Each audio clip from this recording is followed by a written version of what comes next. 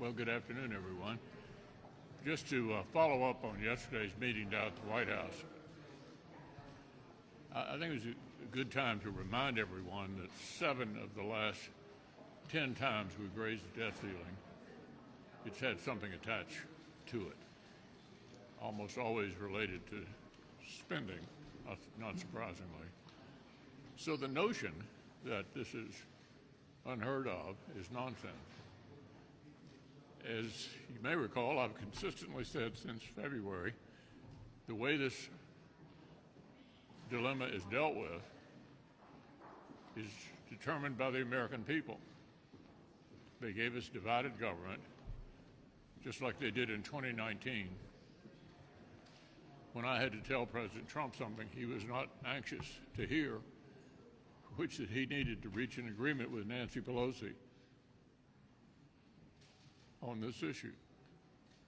And you may recall he designated the Secretary of the Treasury, Steve Mnuchin, who negotiated a deal, and Donald Trump and Nancy Pelosi, 2 bitter enemies, entered into a 2-year budget cap and an increase in the debt ceiling. This can be done, and it must be done. America is not going to default. And for whatever may have been said publicly after the meeting yesterday, the fact of the matter is, ultimately, an agreement will be reached between Joe Biden and Kevin McCarthy, and the country will not default.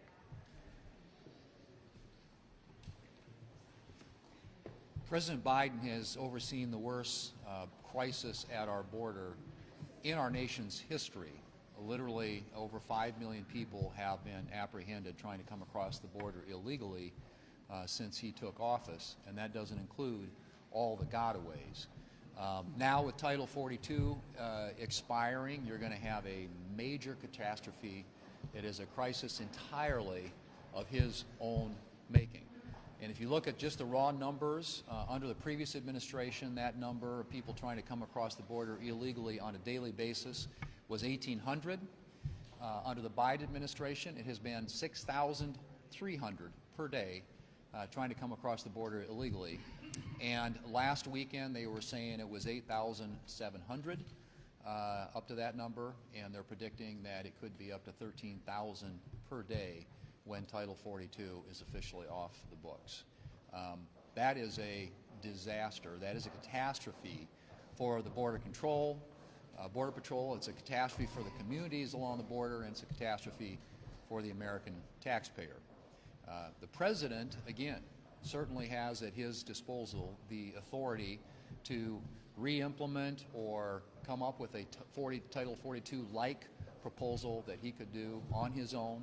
He doesn't need Congress to do that, but he has been unwilling to do that. And this is just an example, in my view, of a broader pattern of areas where the President has failed to step up to the plate. First being the no plan to withdraw from Afghanistan, no plan to deal with the effects of spending and inflation and higher interest rates. And most recently, going for literally 90 days without sitting down and talking to Speaker McCarthy about how to end this debt limit crisis. The President, when he was a senator, was opposed to raising the debt limit, and he described it as being an utter disregard for our financial future. So he had a very different view when he was a member of the United States Senate, and now he wants to do this without any discussion or conversation about how we might achieve some spending reform, some budgetary restraints that would do something about the debt. This is a crisis of his own making, and if in fact the country goes over the cliff, he will be the first president to preside over a default of our American government. And I certainly hope he comes to his senses. He's got time to do that. I hope the next couple of days are constructive, and that when they meet again on Friday, there will be a meeting of the minds about how to resolve this crisis in a way not only that deals with the debt limit, but also in a way that deals with the debt and the out-of-control spending that's contributing to it.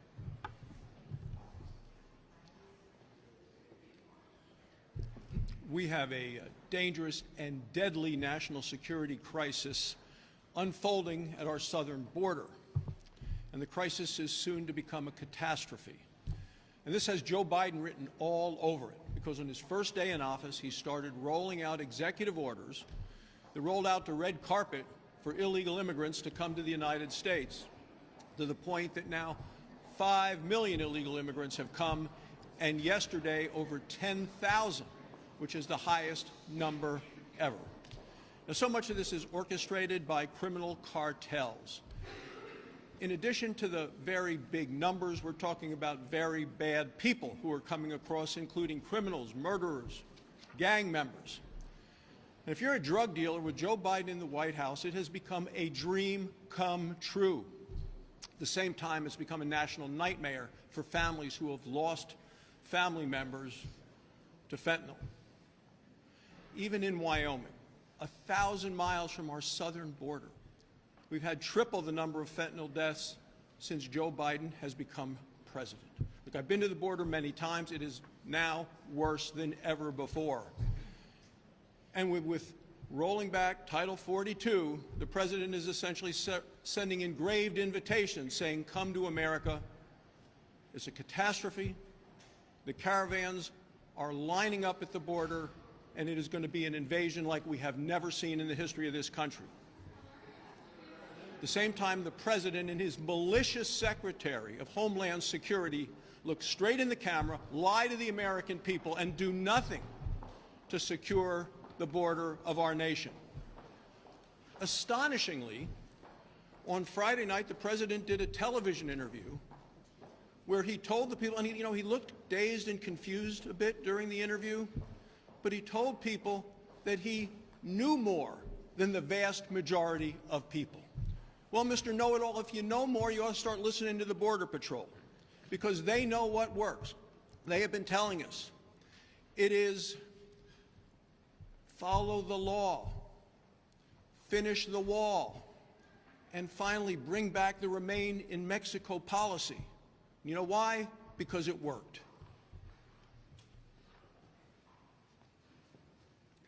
Well, I was home over the weekend, and I was able to get to 9 more of Iowa's wonderful counties. And top of mind for all of our folks back home, just in the conversations and the town halls that I had, was, of course, inflation and Washington's spending.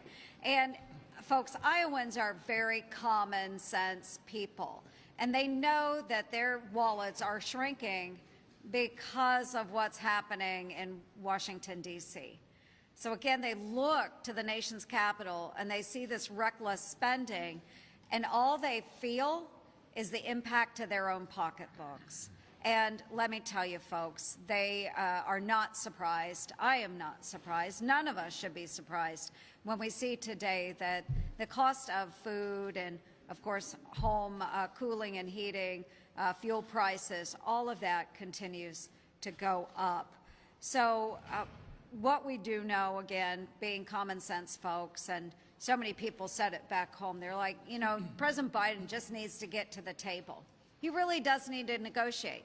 They pointed out that this is the president that on day one said he was going to be the president that brings the parties together. And yet he refuses to actually negotiate, have those discussions with Speaker McCarthy. So Iowans are pretty smart. Just sit down, work it out, Mr. President. Come on, you can do that. So only in Washington, D.C. do we know and look to the future and think we can pay our bills with IOUs.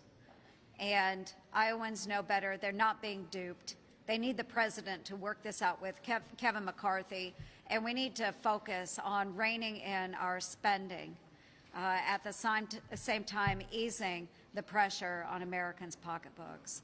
So let's get to it, Mr. President. Let's bring the parties together. Well, thank you all for being here. And I would say on the heels of Title 42 going away, that's a human tragedy, human trafficking, and as we see the glut of people, it really pulls at your heartstrings as an American, but just as a human being. It's an unmitigated disaster. But I come from a state that has, unfortunately, been very touched by the influx of drugs on the southern border, and particularly the fentanyl issue. As several have already mentioned, just recently, there was a CDC report that came out that said deaths in this country from fentanyl have gone up 279%. You all probably know friends and neighbors, people that you've known, acquaintances who've lost a child, a family member to this an overdose of fentanyl. I certainly can put myself in that category. And what do we see? We see over 10,000 people coming across the border. What's our Border Patrol going to do?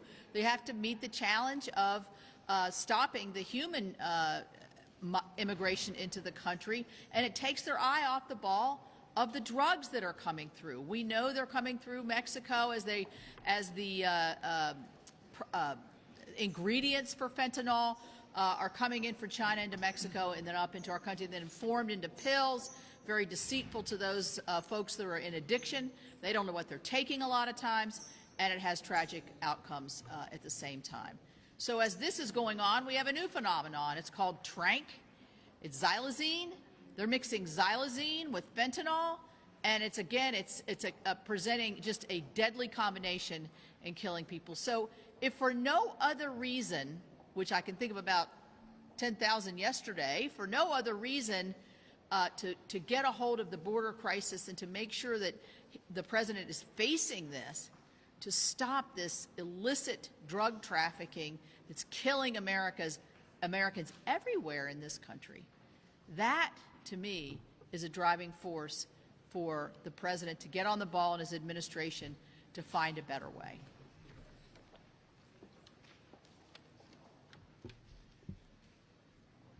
If Secretary Yellen's correct with her forecast, we're 3 weeks away from today from facing a potential default on the American credit.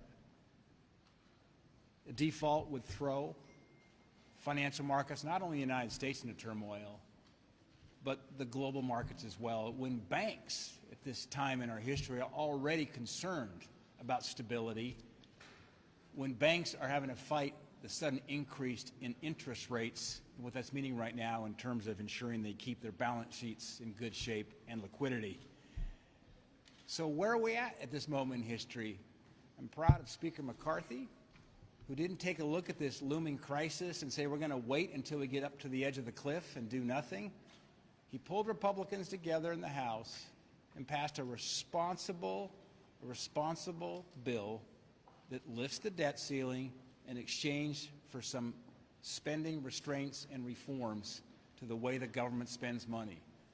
65% of the American people in a Harvard-Harris poll are on the side of that principle. You can't raise the debt ceiling without having some sort of responsible spending and budget reforms put in place. The president and the Democrats are in the minority as it relates to the public opinion in this country. He's playing a very, very dangerous game. And the fact that he literally shut Kevin McCarthy out for 90 days, kind of hoping he may back Washington, D.C. into a crisis and perhaps get his way, is irresponsible. It's reckless. The adult in the room has been Speaker McCarthy and the House Republicans. It's childish to not negotiate. It's irresponsible not to negotiate. Failure to do so could push the United States and the global markets into a place we've never been before and hope to never go. Leader McConnell. Yeah, Chad. Thank you. Good afternoon. Help me understand something. Your CRS says that there was a default during the War of 1812. Depending on who you talk to, there were defaults in the 1970s here. You say this has never happened before. But explain in detail why you're so convinced that they would not fault. Now, what do you know, or is this just a feel thing based on, for the most part, history? Well, the history of this issue is that the negotiating partners understand default is not an option. And that's why we always ultimately settle on some agreement. That has happened every time in the past, and it will happen again this time. The agreement is made by those who have political power. Those are given by elections. We have divided government. There has to be an agreement between the Speaker and the President, and there will be.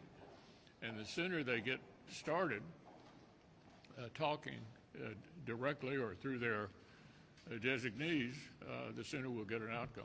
Leader McConnell, do you accept as legitimate the verdict in New York finding that Donald Trump was liable for sexual abuse and defamation? That's about presidential politics, and that'll all be settled in the primaries next year. What about the verdict itself, the merits of the verdict?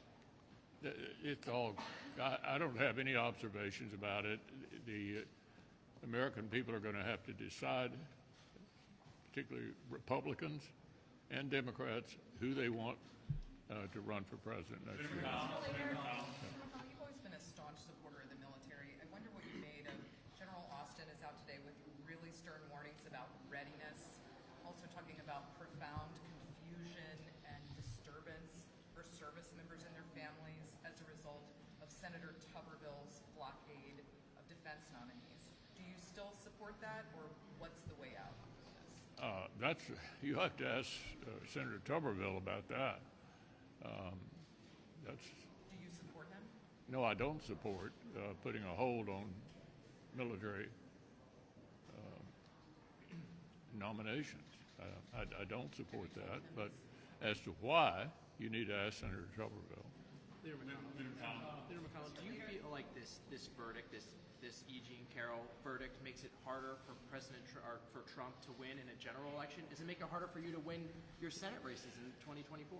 Well, there's no question the presidential race is going on pretty early, and the Republican primary voters are going to determine sometime next year who they want to be the nominee, and I don't have any advice to give them. Would you support him? Will you support him?